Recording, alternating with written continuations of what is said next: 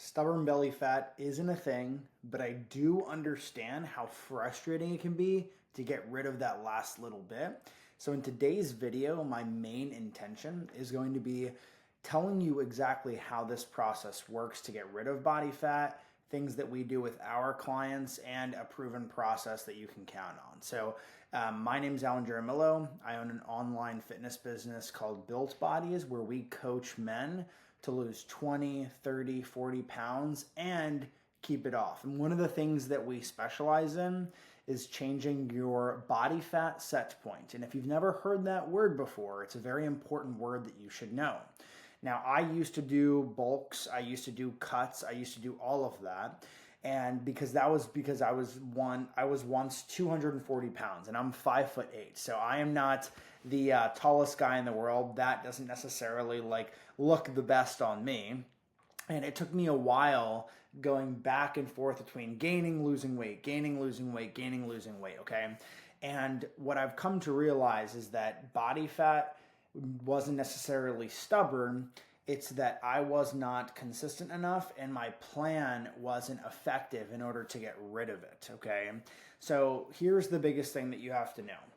One is you get rid of stubborn body fat by having controlled variables. And what this means is that you're eating the same amount of food each and every day and you're working out a certain amount of times per week. Let me give you an example. If one week you eat 2,000 calories as your average calorie goal per day, and another week you eat 2,500 calories per day as your average, it's going to be very up and down, right? Like one week your weight's going to be like this, the other week it's going to go up, okay? So that's one of the biggest things that not many people realize is when they're not tracking their macros, when they're not tracking their total calories, they're usually eating very up and down. And you have to keep in mind how your hunger plays a role in that.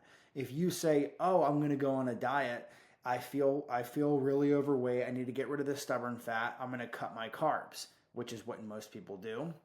You are going to not only deplete your glycogen stores in your muscles, so your muscle bellies are going to look smaller, but you're also going to make yourself very hungry the next day and the day after that, which makes you way more likely to overeat and gain the weight back.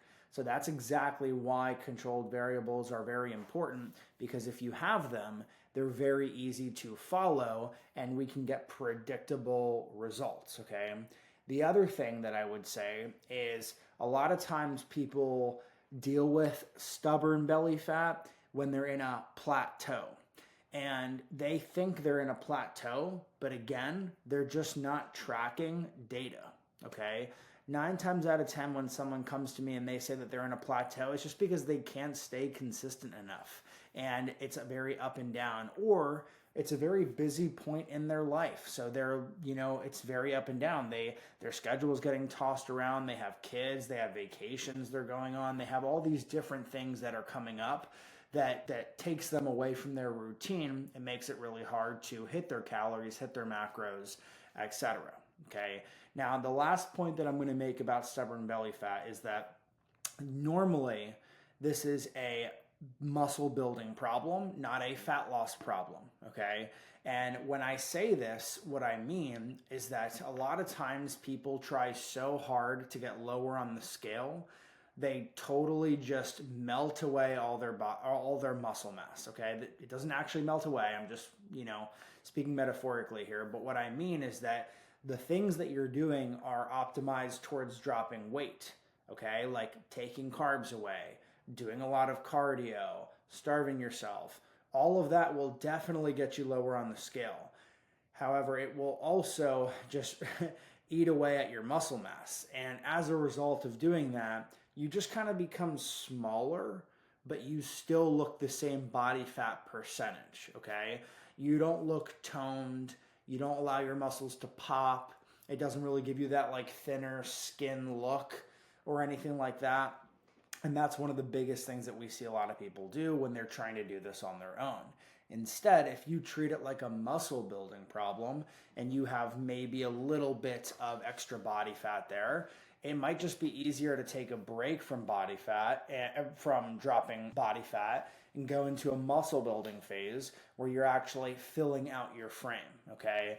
And this process of doing a fat loss phase, then a reverse diet, and then maybe repeating it is what we know and what we do with our clients is changing their body fat set point. Once we get a client that they want to lose maybe 20 to 30 pounds, we bring them down 20 to 30 pounds, but we have to have a plan for what happens after. Because when you drop 20 to 30 pounds, you can bet your ass that you're going to be hungry. You can bet your ass that the same amount of food that you were eating before isn't filling you up the same. So this is like the breeding ground for like having a big rebound, okay? And that's why a lot of people do gain the weight back. So what we do is we know that's coming. So we slowly start to give our clients a little bit more food after they've completed a fat loss phase. And that allows them to make this lower body fat their new normal, okay? So I'll use myself as an example. When I was 240 pounds, I did this process, and then 220 pounds became my new normal. After I repeated this process again, 210 pounds became my new normal. Okay. And that was where I sat. I could go out to eat. Go get ice cream. I was a little bit looser with tracking, and my weight wouldn't really budge a crazy amount because I was used to a high amount of food at a lower body fat percentage. And now I've done it again, and I naturally sit around 200 pounds now. Okay. I have no interest. I've been lifting for 11 years. I have no interest on getting much bigger. However, I do have an interest in keeping my body fat relatively low because I feel better. I feel like I look better. I love how I fit in my clothes, all those things. So I hope this video was valuable to you. And just to recap, controlled variables, making sure that you're monitoring data in order to get past what you think is a fat loss plateau. And 3, treating it like a muscle building problem and having a phase by phase approach to reset your body fat set point are the 3 big points I want you to take away from this video. So if you have any further questions, you'd love to book a consultation with us, you can click the link below. It'll fill out a couple questions or so just so that I can have some good background on you in terms of what direction you want to go. And then you and me can speak directly on the phone or Zoom about your fitness journey and what it is that you'd like to accomplish. So have a great rest of your day. Click these videos around the screen if you want to look at more of our content, and you can expect more fat loss trainings like this. Bye.